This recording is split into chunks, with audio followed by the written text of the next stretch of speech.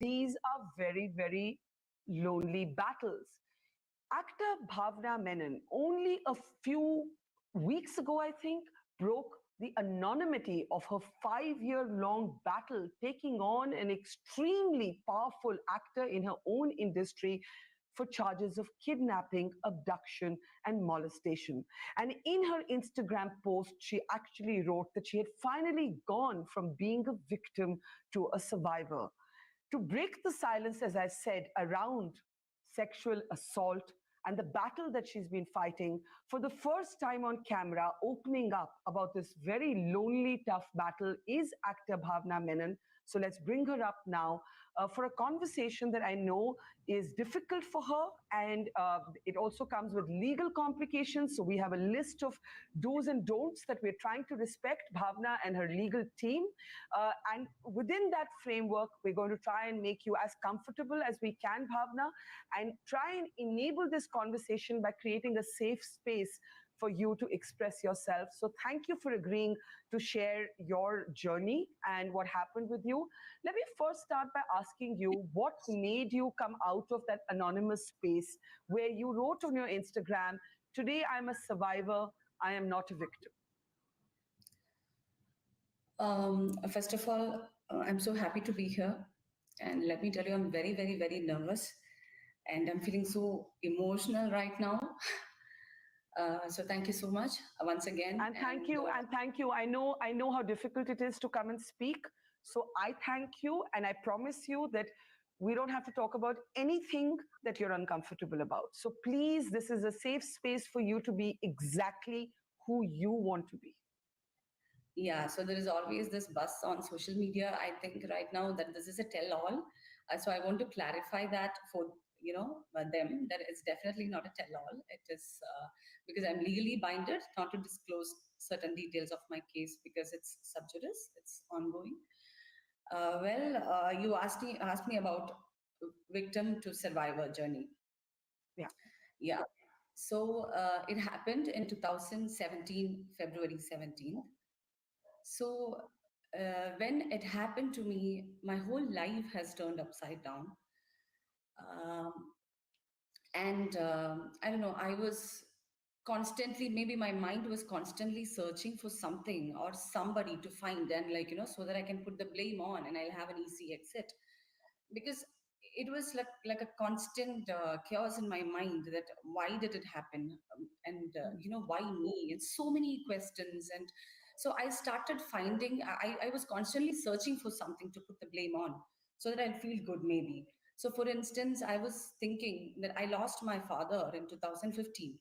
So for instance, I was thinking maybe if he was alive, this wouldn't have happened to me. So maybe if I didn't have that shooting on the next day, this wouldn't have happened to me. So so many what ifs, what ifs, what ifs. And then I used to think that maybe it's like a long nightmare. Once I'll get up in the morning, that everything will be back to normal. So there's so many times I desperately wanted to go back to that time before it happened, so that I could change everything, that my life will be normal. So suddenly I'm this assaulted actress, and this victim tag, and so many things altogether. So I was blaming myself. So every time I think about it, every time I uh, think about this incident or what happened after that, it was like a loop. Like I'll come back to where I have started and I'll blame myself. So I was thinking, yeah, it happened to me. It's my fault. So I don't. The blame game was going on for a very long time, and then my trial happened in 2020, and I had to go to the court for 15 days. Mm. Those 15 days when I was in the court, it was a whole different level of traumatic experience altogether. So when I came out of that court on that last day, the 15th day after 15 hearings, I came out of that court feeling like a survivor. When I came out of that court, that's when I realized that I'm a survivor. I'm not a victim anymore, that I could survive this. And I am not just standing up for myself, but also for the dignity of all the girls who will come after me. So that's when I realized, or maybe my mind was finally convinced me that I'm a survivor, not a victim anymore. So that's how I explain it. And you know what you talk about, blaming yourself, that's a very common response that happens actually with those who have experienced abuse and harassment.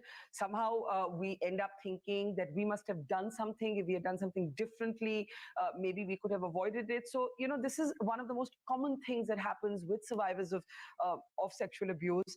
But, you know, you were also taking on a very, very powerful man, and he was in the same industry as you. And while there are people who have stood with you, and I know after your Instagram post, for example, Mammootty and Mohanlal were among men who came forward and said, "We stand with you, Bhavna." It must have been extremely lonely. I know that the Kerala Women's Collective was fighting on your behalf, but your name was never revealed till you decided to own your own battle. Where did you find the strength to own your battle, put your name and face to it as you are doing in this moment? Um, See, the 5 years journey was very, very difficult for me because you know how it is. The discussions and debates and all happens in channels when something happens. So when this happened in 2017, of course, a huge number of people were standing by me. They were supporting me. But then there is another group of people who are so comfortably sitting in some channels and talking about me. They don't even know me. Some random people saying things like, she shouldn't have done that. She shouldn't have, traveled that night. She shouldn't have. And it's just 7 o'clock in the evening we are talking about. So they were sort of, accusing me for what happened, maybe blaming me. And and at the same time, there was this kind of a negative PR or like a propaganda happening in social media that it says that it was premeditated, that I staged this and it's a fake case, that I made it up. I'm just faking it. And all that things, that was very, very, very painful to, see, to listen, to know. I was devastated. Like something so unfortunate happened to me in my life, and I was devastated and I was broken into a million pieces. While I was trying to pick those pieces up and then to try to stand up and, to face the life again, these kind of things were like pulling me down again and again and again. When they were talking things like it I staged this and it was premeditated and hurtful things like that. And they were very hard with their words, very hurtful saying that. So sometimes I wanted to scream on top of my lungs to these people saying that my parents didn't raise me like that. That was like an insult to my parents, to my family. I am not a person who will do such a thing, that I'm not an evil person. So it was, see, my dignity was like already snatched away from me, yet I was victim shamed. And it was very easy for so many of them. It was, very easy for them to just pull me down again. So that hurt me really bad. I was very, very, very, hurting. It was very painful. And I was not on social media during that time. Luckily, I think so that that personal attack, maybe I dodged that toxicity bullet. I don't know. I joined Instagram in 2019. Even then, I did get some messages asking me to like, why don't you go and die? Like, why don't you go kill yourself? And how are you living like this? And aren't you shamed, or that you're going to pay for what you did? And all these things. I'm like, what did I do? So the journey was very, very. So when I Instagram on, I said 4 weeks back, like in January, I I just wanted to put it out there. I just wanted to Hmm. let people know that this is what has been happening in my life. And I'm so grateful for those who stood by me. And when I put it out there, it was very, very, very cathartic. Yeah, you know, you brought up how you toxic trolling. You were called effectively a liar, that you made up the story. You were not abused, and I can't imagine what that would have felt like. And again, to explain to our audience, for legal reasons, you're not naming the actor against whom you've leveled the charges, and you've asked us also to do the same. But of course, everybody knows this case. And my question to you is, you are taking on an extremely powerful person in court.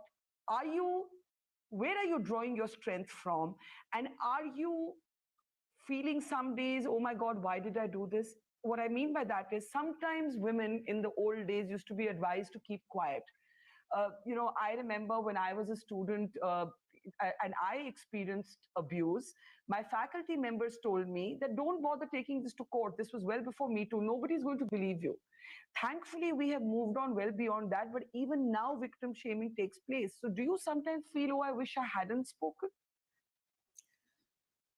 Um, Sometimes, yes, when I'm so vulnerable and I'm feeling very low, maybe I'll be thinking, like I said, mentioned earlier, like a lot of what ifs is there in my mind. And I wanted to quit for a very, so many times. I was so ready to quit.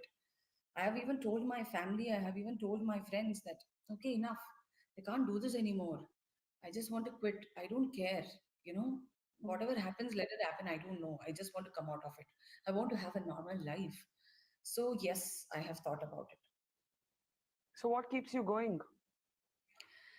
I think it's my will that I should fight and I should prove that I didn't do anything wrong, that I'm innocent, to prove my innocence. Like I said, my dignity is shredded to a million pieces. I want to get it back.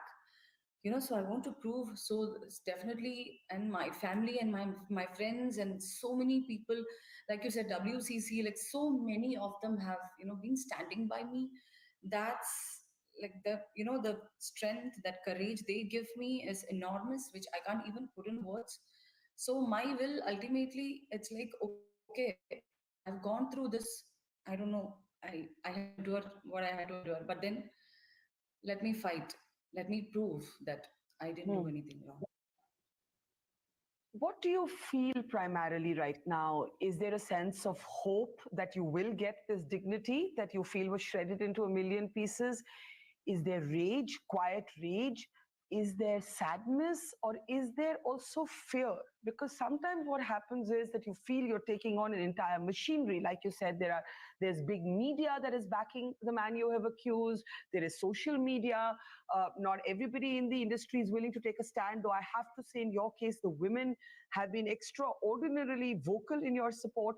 But what is that emotion right now? Is it more anger, or is it more fear, or is it more sadness? I would say everything. I have this mixed emotions. I am scared. I'm still scared. What are you I'm scared of? What are you scared of? like, I don't know about this system and this fighting for justice. It's never easy. So Hmm. even when I think about it, the trial and everything, I don't know. I have this fear inside me. If you ask me why is that, why is that, I maybe, I won't be able to give a proper, precise answer for it. But sometimes I'm really sad. Sometimes I'm so frustrated. Sometimes I'm so, angry and mad. And so everything, I have all these emotions together. Hmm. I just want to remind our audience that the charges here are so serious that they include kidnapping, abduction, and molestation. But also, Bhavna, the accused in this case, a very, very famous actor, has, of course, is fighting it in court, and has, for legal reasons, we also have to say that he's denied it. What my question to you is, other people in your industry, women who have spoken out about their Me Too experiences, have sometimes been denied work.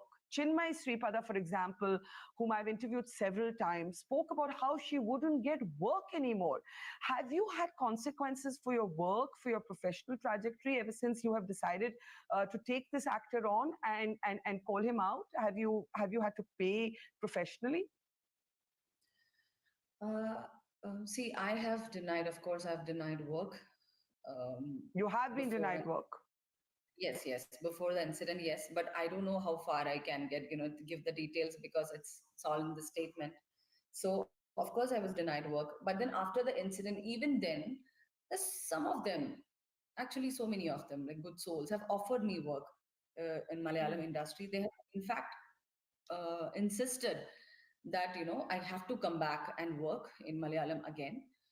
Um, so many of them, like good friends of mine from, I don't know if I name, I mean, if I should name them, but then still from Ashik Kapoor to Prithviraj to Jinu Abraham to Shaji Velas, Jay Surya, like so many of them have actually approached me and offered me work, but I had to turn it down for 5 years because I was too traumatized to come back to that same industry and work again, pretending as nothing has happened.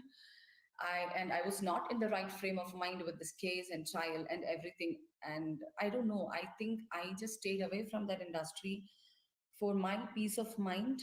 But I continued work in other languages. But then, having said that, I started listening to some Malayalam scripts now. I should say that. Yeah. What has been the toughest thing about this journey? I mean, your post said you are treated like the guilty party instead of, you've been humiliated. You have been treated like you're guilty. Has it been a very lonely place to be in, even with the people who are supporting you? Do you essentially feel alone? How has it affected your mental health? What do you see happening going forward? Are you going to stay the course? Are you going to fight this to the end? Of course, yes. I'm going to fight fight this because I realize that this is my fight and I have to, you know, fight it till the end. Um, and you asking about how lonely I felt. I think, see, I have an amazing supporting system. I'm so thankful for that. I'm so grateful for that, from my husband to my family to my friends to the public. I mean, the audience, they've been very, very kind to me. It is very overwhelming seeing the kind of love and affection and support, coming on my way. I have to thank them. Even when I travel, people will be coming and talking to me, hugging me, and saying things like how they're praying for me, that I should get justice, and they're always with me. All these kinds of kind words. It is definitely very, very touching, very overwhelming, and I should thank all of them for that. Uh, but when, like I mentioned earlier, when I had to go to the court for 15 days, that happened in 2020, and it was not in one stretch, it happened in like a 7 months period. So I was in the court for 15 days, and those 15 days from morning till evening, each and every second of it, I was sitting in that court trying to prove that I didn't do anything wrong, that I am innocent. I am not the one who should be sitting here. That sitting in that court for 15 days, facing seven different lawyers and their questions and cross examination and re examination and all that, that's when I felt very, very lonely. I Mm. have this immense support from people. I should never, ignore that. But when I was in the court, there was nobody. The court full of people, yes, but yet I was lonely, devastated, devastated because going through that again and again and again, proving that I didn't do anything wrong, that I'm innocent.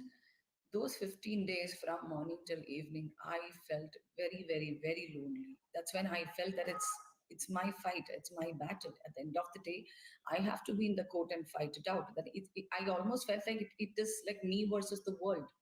I was fighting it. Mm. So that's when I felt very, very lonely. Apart from that, I should thank my family, my friends, and the people out there for their incredible support. Yeah. How do you deal with the toxicity? Because you're right that when we announced that you would be a speaker, there were many people who really want to hear you. But of course, there were the usual trolls who, as you said, have in the past accused you of falsifying these allegations. When you read these things on social media, when you hear them, are you able to ignore them or do they really get under your skin? Um, of course, I try to ignore because I told you how I dealt with it for past 5 years. So now I'm in like, okay, ignore. If that hit me, happiness. Okay, let them do or write or say whatever they want, because I can't make them happy. I'm the one that, okay, this is what happened. So they will believe what they want to believe. I know that my conscience is clear. I know my family and the people who know me. Everyone knows that, from, I'm coming from. So right now, I think the best way to just ignore it. So now I'm like, okay, if they're telling something, if they're trying to pull me down again, if that's what makes them happy, let them do. That's their life, their choice, their mindset. But I'm just going to ignore it. Good for you. Do you know that a lot of perpetrators of sexual harassment, they get normalized, they get socially rehabilitated, they get professionally rehabilitated, they rarely get punished. When you see that happening with the person you have accused, where do you draw the strength from to keep going? Because the fact is that it is very difficult in our world to actually lead to somebody, someone who's the perpetrator or the alleged perpetrator actually gets rehabilitated, gets normalized. So how are you dealing with seeing that happen? It is very sad. It is that makes me angry, like every other person in this country, like, who want Yeah. justice to be done. It makes me very, very angry. But, in court, I think in front of the judiciary, just proof matters, no emotions, no bonding, the human life or what they lost, or just the proof. So I don't know how to put it. It makes me very, very angry and very sad. And the strength I get from is, um, I don't know. Sometimes it's not that every day I'll feel very empowered and, very ready to fight it and all that. So many times, that so many days that I just wanted to give up and just maybe like go somewhere else, maybe a different country and start a new life and all that. So it is not Yeah. easy, not at all easy. So when I listen to such news or such stories coming up, it is very disheartening, you know. Yeah, I I can think only imagine. yeah, Yeah, I sorry, think go we ahead. should, yeah, we should normalize the idea or the concept of a person who have gone through a trauma, like any trauma, coming out in public and voicing it out. I think we should normalize that as a society. We should encourage that courage, and that should be normalized. That's what I feel. Absolutely. Absolutely. A last question to you. What would you say to other women who have, like you, dared to speak up and are also fighting lonely battles, long legal battles, facing toxicity? What would you say to women hearing this today who are also either silent and have not yet broken the silence? It took you 5 years, or are fighting these very, very difficult battles? Yeah. So, see, I had this blaming phase in my life after the incident. Then the trial Yeah, happened. Then, after that, now there is this voice in my head. It kept saying that you did the right thing, that you didn't do anything bad. You did the right thing. So, it is there actually. When I read something or when I say something, when something is not in our favor, I always think like that, okay, I didn't do anything wrong. I did the right thing. So I was saddened and shocked and amazed seeing the number of response and messages I received from women across the world, across the yeah, country. They have the kind of trauma they have gone through, some or the other trauma they have gone through in their lives. It is horrifying. It is so sad to read it. They're saying you represent us, and trust me, that's giving me no happiness at all, that so many women yeah, were silent. They have kept these pain, this trauma within themselves because they're scared to open up.